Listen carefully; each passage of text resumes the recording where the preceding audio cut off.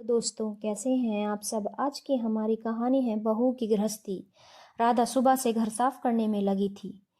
अब बस खाना बनाना रह गया था। आज उसकी सास सुमन जी आ रही थी। राधा की सास सुमन जी बड़ी तेज मिजाज की औरत थी। राधा के पति रमेश ऑफिस से सीधे स्टेशन लेने जाएंगे सुमन जी को। राधा एक एक बात का ध्यान रख रही थी, क्योंकि उसकी सास की आदत थी हर काम में कमी निकालना और दूसरी बहू की ज्यादा तारीफ करना। राधा के ससुराल में जेठानी थी मीना, जो सास ससुर के साथ ही रहती थी। जेठ जी और ससुर जी अपना खुद का व्यवसाय करते हैं। रमेश की नौकरी है मुंबई में, तो राधा कुछ महीने पहले ससुराल में रुककर रमेश के पास आ गई। उसकी सास पहली बार गृहस्थी देखने आ रही थी। उसकी जेठानी ने कह दिया था संभल कर रहना। राधा जानती थी उसकी जेठानी काफी परेशान हो चुकी थी, इसीलिए अब वो ध्यान ही नहीं देती थी। राधा ने खाना तैयार किया। उसे लग रहा था सास को शिकायत का मौका नहीं दे, क्योंकि वो उसके पास तो कम ही आएंगी। रमेश माँ को लेकर घर में घुसते ही उन्होंने देखा घर एकदम साफ सुथरा है। फिर भी आदत के अनुसार बोली, मीना कुछ ज्यादा ही सफाई करती है। जबकि राधा को पता था कि जेठानी घर गृहस्थी संभालने में ही पूरा दिन निकल जाता, तो सफाई कम ही हो पाती थी। सास को मेड रखना पसंद नहीं था और काम में भी कम ही हाथ बटाती थी। राधा चुप रही।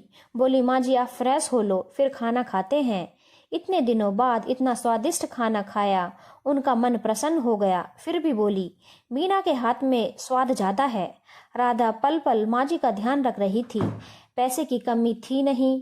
रमेश ने कहा था माँ पहली बार घर से निकली हैं, उनको कमी महसूस नहीं हो। राधा को भी अच्छा लग रहा था, कोई अपना घर पर आया है।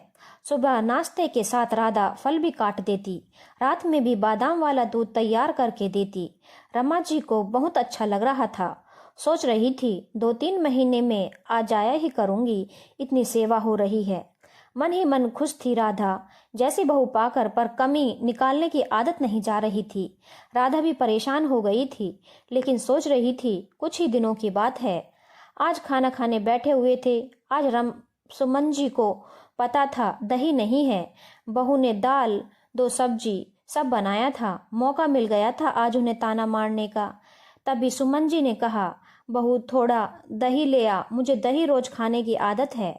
राधा ने कहा, माँ जी दही खत्म हो गया है, यहाँ आसपास मिलता नहीं है, मैं ऑर्डर कर दूंगी तो आ जाएगा।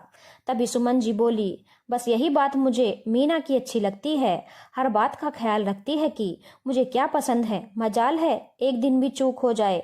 अब राधा को लगा इन्हें समझाना ही है, क्योंकि उसे सब पता था कि जेठानी कैसे रखती है। कई बार खाली सब्जी ही बनाती थी और वो उसी से खा लेती थी, क्योंकि मीना को पता था हमेशा उनके साथ ही रहना है, तो वो बुराई सुनकर भी ज्यादा ध्यान नहीं देती थी। खाना खाने के बाद सुमन जी कमरे में आराम करने गई। राधा काम समेटकर माँ जी के कमरे में गई और उदास शकल बनाकर बोली, माफ करना माँ जी, मैं आपका भाभी की तरह ध्यान नहीं रख पा रही। मैं अपनी तरफ से पूरी कोशिश कर रही हूँ। मैं अच्छी बहू नहीं हूँ और मैं नहीं चाहती आपको ज्यादा तकलीफ हो, इसलिए मैंने रमेश को बोल दिया है कि आपका टिकट करवा दें और अब हम ही वहां मिलने आ जाया करेंगे। फालतू आपको तकलीफ होती है। अब सुमन जी को काटो तो खून नहीं। उनकी चाल तो उल्टी पड़ गई। वो तो मजे कर रही थी, अब क्या बोले। पासा पलटते देख बोली, अरे बहू तू चिंता मत कर, सीख जाएगी, मैं हूं ना, तुझे सिखाऊंगी और बीच बीच में आती रहूंगी। तू रमेश को टिकट की मना कर दे। दूसरे दिन से सास ने टोकना छोड़ दिया। राधा मन ही मन खुश थी कि सास की आदत बदल गई। इस बात से मीना भी खुश थी। बोली, मान गए राधा तुम्हारी समझदारी को। अपनी बात भी कह दी और माँ जी को बुरा भी नहीं लगा। धन्यवाद दोस्तों। अगर आपको कहानी अच्छी लगी हो तो चैनल को लाइक, शेयर और सब्सक्राइब करना ना भूलें।